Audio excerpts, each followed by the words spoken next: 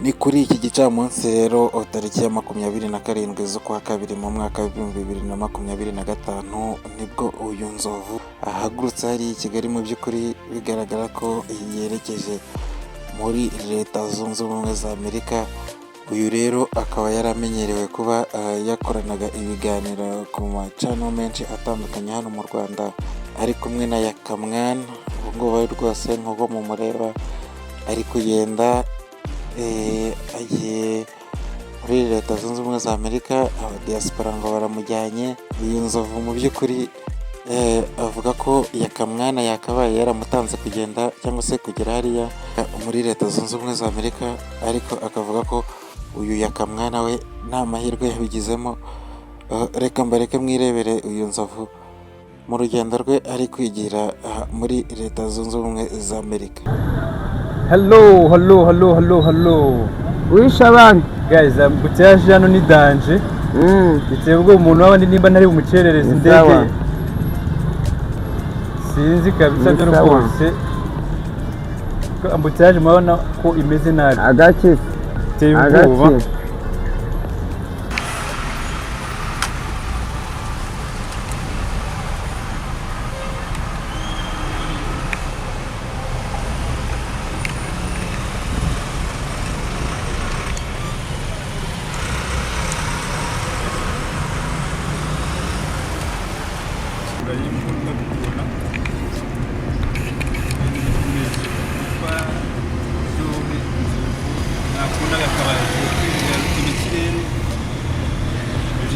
Geragiye ubu sinzi ko tuzongera kumubona.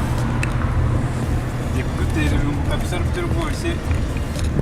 Indangamirwa ze bagiye kuzisigira hanze yibereye ngo tujye n'indangamirwa. None indangamirwa zimukozeho ako yaka ako nzovu yakuvuga ko nani dollar umusigiye wa idolari uramutse yo kubisiya amadolari. urabona idolari yakanye cyonge reka ngende nanjye ngereyo. Uzamugiye kumucira inzira. Ngiye kumucira inzira ariko urumva ko yamaze kuziteramo n'uzi ibyatsi kwize yazisibye, ariko yaranagezeyo. aba yagezeyo n'ejo bundi yaragiye kugenda asemuka igipangu cya Croix Rouge aragenda. Mbese Yakamwana ntabwo yigize agira amahirwe yo kujya muri Amerika. Reka njyeyo ndebe ukuntu hameze.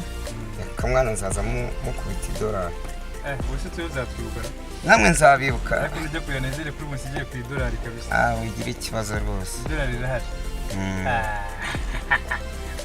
Noye urabona umusaza urya mu kuduturira sha. Yakamwana ariko nashatse ari dukubitira nanga ariko cyane. Reka tugereyo hariya. Nibwo uri kudukorera. Nsezere nanjye tumuherekeza, ariko nge nzi ko nta nizeye ko ntabwo mugeraho indege ihagurukira ku kibuga cy'indege. Niba ngo turigezeho kabisa. Murasezera yabasezerera abajya hanze. ariko imico yawe n'imyitwarire izatuma kugaruka agazahashobora. Icyambere sinywa inzoga. Nzovu indangamirwa ariko ntazihaba urabaho uti hariya se nzihangana mbere ko icyo ngiye ni uguhiga amafaranga kugira ngo ndebe ko hakugira. uzakora nk'iki hariya uzakora iki? ngenzi imodoka nzatwara imodoka. Nzovu ufite perimi ntabwo mu Rwanda ari ikora hari. uzi gutwara se? yewe gutwara rwose ngango nujya kuri bibano gutwara. oya uzi ko gutwara imodoka nujya ngenzi nzatwara ngeze hariya. cyangwa nubwo ntatwara imodokari hari habamo kwikorera kugira gute, hari akazi kenshi hari. urashaka kujya kwikorera imizigo? none usibye ko ngiye kurya amafaranga. none se kugikuru urana nujya kwikorera imizigo urumva uzaba ugikuze? aya nta kazi katahaba cyane nuko ufite imodoka nako ufite imbaraga zawe. ntabwo usoza imbaraga kwe indangamirwa zazimazemo imbaraga zazimazemo kabisa rwose. ahubwo sinzi rwose ikintu ugiye gukora hariya pe. basi uzavuga uruhe rurimi? ikinyarwanda nzanibana n'abanyarwanda bari hariya. uzazibana n'abanyarwanda? nose ari abo banyarwanda gusa n'abazungu. ntushiduka ugeze mu bazungu gusa none ari we mwirabura wenyine urimo. nzovu nuri bwicwa n'inzara? noheri imbwa zazigiye kumusaka. nuri bwicwa n'inzara kuko nzovu kandi ubu ni bwo bwa mbere ageze. tugeze mu kibuga. bwa mbere mageze bageze kuri cekingi rwose inzovu bagiye bagiye kubusa bagiye kubasakisha za mbwa imbwa zirasaka nimba ari umuntu ufite urumogi hano cyangwa ufite ikindi kintu mbe mbabwiye hakiri kare nawe ufite hari ikintu kwikeka ufite telefone yonyine nzovu ko mbona utangiye kwirebesha ku ruhande hano mpanje n'inshuro zigeze muri enye ntabwo bwanganye none indege nibyo bintu byawe ni ngiye nazaga mperekeje abantu nabo bagiye none ubona nanjye baramerekeje ba Noheli bakameramani nka masantire ntabwo werekeje iyo ugiye gukinira hano mbanda ari danje iyo ugiye gukinira hano mbanda ari danje yaheje abantu wayiheje rwose ndoho umva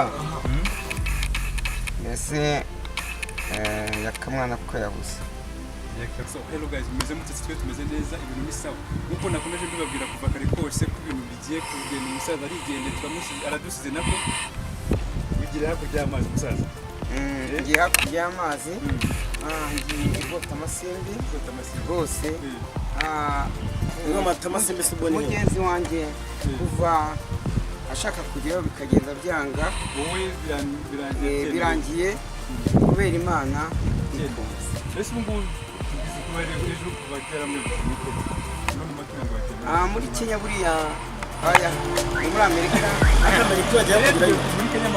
ni muri Kenya ariko muri Kenya kugira ngo neza Amerika ajya kugira ngo werekane ko buryo bw'abanyamagambo mwebwe ndabizi ntabwo abase bagenzi banjye ngiye kwigendera ibikota amasimbi mugira ishyari kuko nabifite gahunda muri Kenya ariko nagiye mbona nyuma y'amasaha abiri umuntu ukunda wa muri Amerika aramamagaye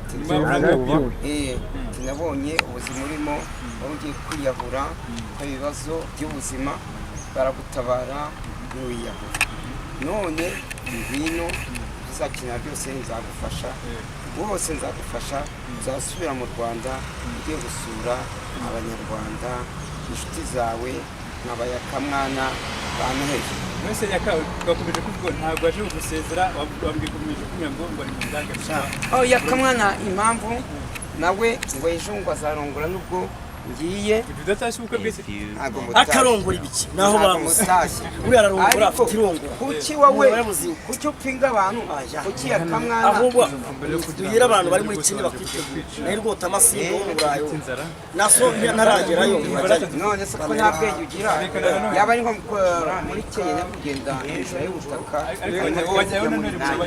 oya tuvugisha uje musi mvuga ni ibintu bisiri uyu nguyu ntazi gusa ntazi kwandika nacyongereza azi ngo agiye ngirwota amasimbo amahirwe masa bagiriye ishyari ariko kuba bagiye batandoze n'amahirwe wa mbere urumva atangiye kugira ishyari ngo ntacyongereza bana ku kibuga cy'indege aho bakobwa uri mwiza kuko bagomba kubona na Asia amahirwe masa kugira ikintu usiga ubwiye abanyarwanda niba utazagenda ukadusebereza hari igihugu cyangwa ukagenda ukadusebya aronda bamugara mu kanya ari kuvuga n'indangamirwa ziba tubwira abanyarwanda icyo mbwira abanyarwanda cyane cyane abakurikira ibicano bya James Oliva ndababwira kuri abo nzaba ngiye aho kigota amasimbi nzahora mbazirikana kugena indi hano i Kigali ntabwo nari umushyitsi kuri bicamo yanyu nari umusambu ikindi kandi ndabona kamera ishaje nzakuzanira nyine reka tubyemere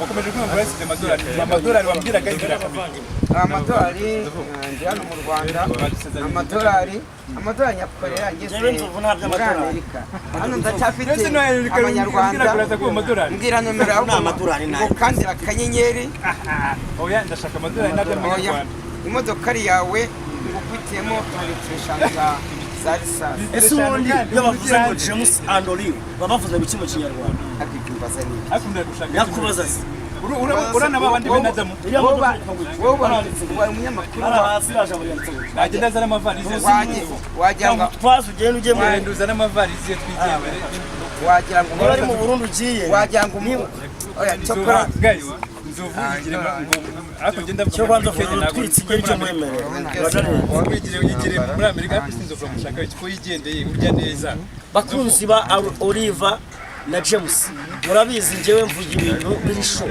fire by fire umuriro nzovu adutayemo ntabuze byose ni musiki cyambe no kugira udatasha inzovu ubukwe bwa kansa musigiye basi amafaranga no gushaka mugeze yo kubamo ahantu bitiriye hano ku kibuga cy'indege aho bakobwa beza pe guys nakoze kubana natwe reka nzovu muherekeze ku kibuga cy'indege n'ubundi twagize mbona kwanga ari ku kibuga cy'indege wahabereka sinzi kameramani wacu wabera ko kibuga cy'indege nzovu akaba yigiye muri Amerika ubu nta kintu kimwe mwaza muzongera kuza kumubwira nzovu ngiye kumarekeza abantu bamukundaga byo rwose nzovu arigendeye tugiye kugira irungu nzovu ugiye kuduterera umwana nzovu na Mr tirarangira mutabonye kuri James Adoriva nzovu indege ni takwanga banga amadolari guys murabumwe murabyumva nimara kujya muri Amerika nzaba ndi mu diaspora deja umuntu wa Amerika guys mwakoze ko natwe amahoro y'Imana tuvugane na nzovu nagira ngo mbere kuko nzovu yigendeye ntabwo turamusezeye reka tugende bye bye no guhiga amafaranga